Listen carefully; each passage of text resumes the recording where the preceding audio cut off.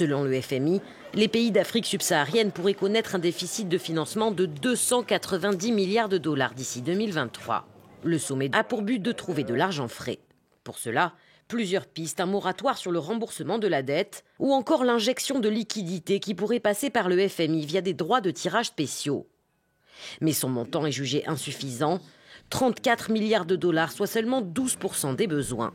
Le FMI pourrait aussi exiger une certaine rigueur budgétaire en contrepartie. Au moment où le monde entier, les pays riches, accroissent leur endettement public pour amortir le choc systémique de la crise sanitaire, on voudrait que les pays africains soient vertueux et très sobres.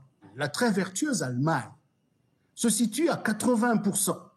Or, les pays africains, en général, sont aux alentours de 50 à 55%, le ratio d'endettement.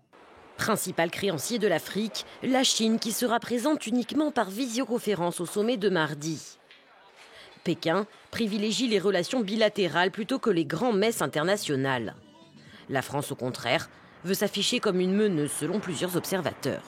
Je pense que c'est juste la France-Afrique qu'on va remettre en place avec d'autres arguments, d'autres stratégies, de cette façon qu'on avait dépassé depuis les années 90. Mais malheureusement, la France a mis en place une autre stratégie pour contrecarrer la Chine, pour contrecarrer la Turquie. Aujourd'hui, la Chine détient entre 20 et 25% de la dette totale du continent africain.